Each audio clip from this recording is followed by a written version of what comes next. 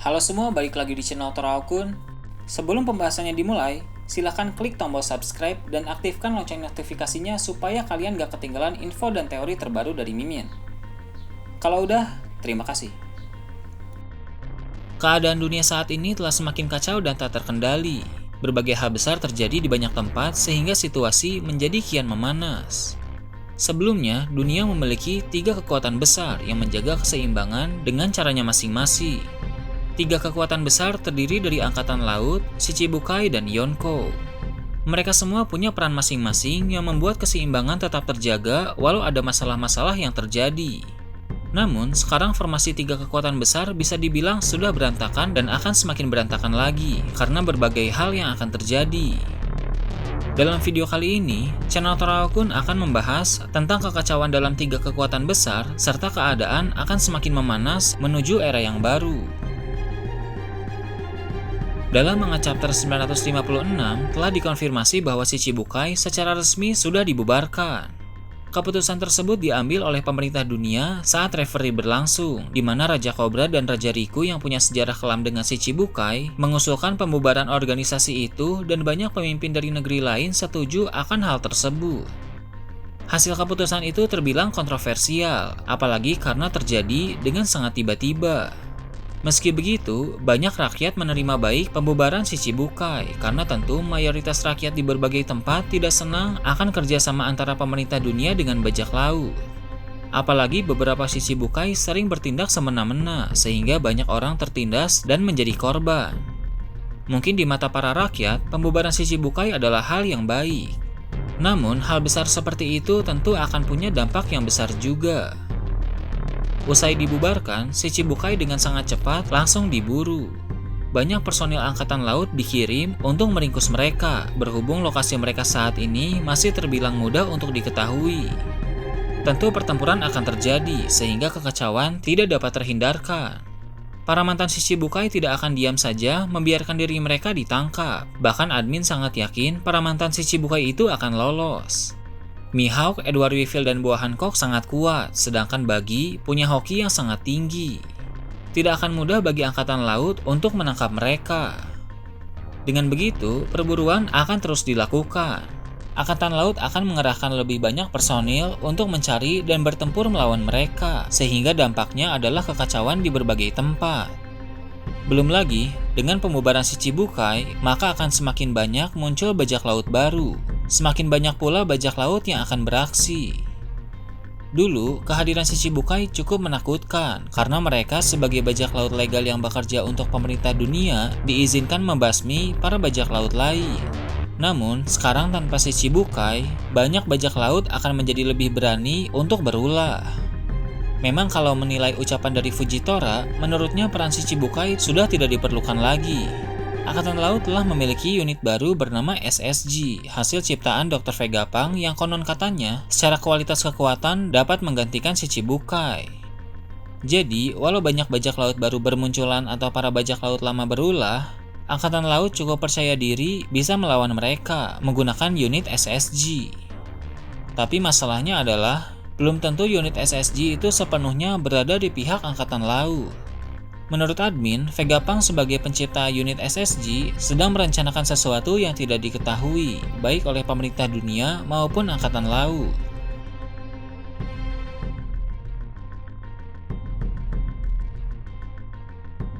Bila kita mencari tahu tentang masa lalu Vegapunk, memang masih sangat banyak misteri. Tapi, ada satu hal yang membuat admin berpikir bahwa dia merupakan orang yang baik. Dalam manga chapter 592, seorang kakek tua di kampung halaman Vegapunk berkata bahwa pada masa lalu, Vegapunk mencoba menciptakan sebuah sistem penghangat untuk orang-orang di sana agar mereka tidak kedinginan, mengingat kampung halaman Vegapunk merupakan tempat yang sangat dingin. Namun, karena tidak ada alat yang memadai serta dana yang dimiliki Vegapunk tidak cukup, maka rencananya untuk membangun sistem penghangat pun tidak selesai. Hal itu pun membuat Vegapunk sedih dan menangis. Dari cerita itu, diketahui Vegapunk memiliki hati yang baik dan peduli kepada orang lain.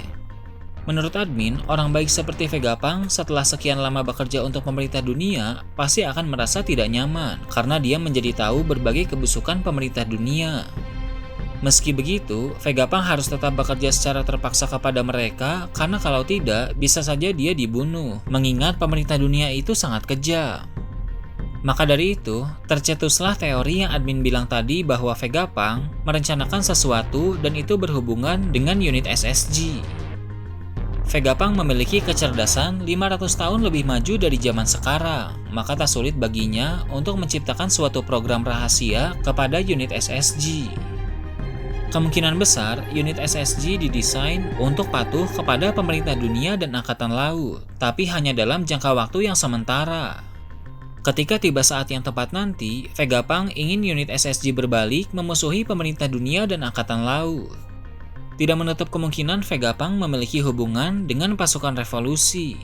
Bisa dibilang dia adalah anggota rahasia pasukan revolusi, atau dia hanya sekedar mendukung pasukan revolusi di balik layar, karena mereka sama-sama peduli kepada rakyat.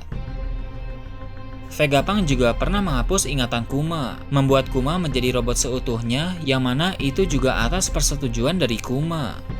Mustahil Kuma langsung setuju saat akan dijadikan robot seutuhnya. Pasti ada kesepakatan antara Kuma dan Vegapunk, di mana hal tersebut semakin menguatkan teori tadi bahwa Vegapunk punya rencana rahasia dengan pasukan revolusi. Apabila benar nanti unit SSG akan memusuhi pemerintah dunia dan angkatan laut, maka hal tersebut akan menjadi mimpi buruk bagi mereka. Unit yang diyakini akan membantu angkatan laut dan pemerintah dunia malah berbalik menyerang mereka.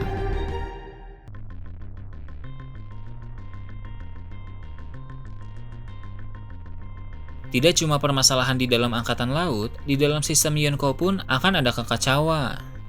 Pada saat ini, sedang terjadi perang besar di Pulau Onigashima. Perang besar tersebut melibatkan dua Yonko, yaitu Kaido dan Big Mom. Memang untuk sementara ini, Kaido dan Big Mom sedang unggul, bahkan Luffy dalam manga chapter 1013 tampak ditumbangkan oleh Kaido dan jatuh dari Pulau Onigashima. Namun, tidak bisa dipungkiri perang Wano pasti akan dimenangkan oleh kubu Luffy, sesulit apapun itu. Hanya tinggal masalah waktu, Kaido dan Big Mom akan kalah.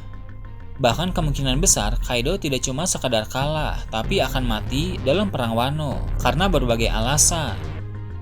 Dari awal dia muncul, Kaido memang diperkenalkan sebagai orang yang mencari tempat untuk mati, sehingga akan wajar bila dia benar-benar mati. Momen tepat untuk membuat Kaido mati tentu dalam perang Wano ini. Kaido selalu berhasil kabur dari penjara, jadi untuk menghentikan kejahatannya, dia harus dihabisi. Kekalahan Big Mom dan kematian Kaido nantinya akan menjadi berita besar yang akan menghebohkan dunia. Sementara itu, Yonko Kurohige akan terus melakukan pergerakan, akan menciptakan konflik di berbagai tempat. Tanda-tanda pergerakan Kurohige sudah terlihat dalam manga chapter 956. Yonko Shanks juga tidak akan tinggal diam. Shanks yang biasanya pasif akan mulai bergerak karena keadaan dunia semakin genting. Puncak dari segala kekacauan itu adalah perang terbesar. Hal tersebut menjadi pertanda cerita One Piece telah memasuki babak akhir. Dalam perang besar itu, peran Luffy akan sangat penting. Dia harus segera menemukan One Piece dan menjadi pria yang ditunggu oleh dunia, seperti ramalan dari Kozuki Oden, di mana akan muncul orang yang telah ditunggu oleh Wano Kuni, bahkan oleh seluruh dunia.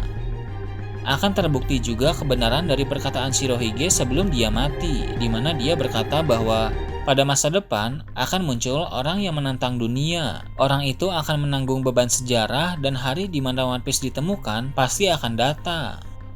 Tentu orang yang diramalkan oleh Kozuki Oden dan orang yang dibicarakan oleh Shirohige adalah Luffy. Nanti Luffy akan menjadi tokoh kunci dalam perang terbesar sehingga era baru akan tercipta. Era baru itu adalah dunia yang lebih baik di mana kebenaran yang disembunyikan terungkap. Para penguasa dalam pemerintah dunia dijatuhkan dan kedamaian tercipta di berbagai tempat. Walaupun dibantu banyak orang, tapi Luffy merupakan orang paling berpengaruh dalam menciptakan era baru itu. Shanks telah bertaruh dengan mengorbankan satu lengan untuk menyelamatkan nyawa Luffy, karena dia yakin Luffy akan berperan penting dalam menyongsong era baru. Pertaruhan Shanks ini tidak akan sia-sia.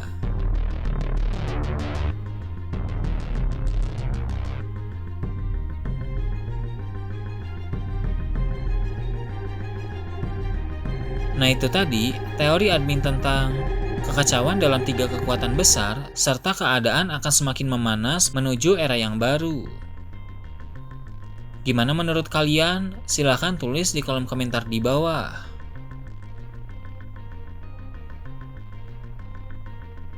Oke, segitu aja untuk pembahasan kali ini. Jangan lupa like, share, dan subscribe untuk video menarik selanjutnya.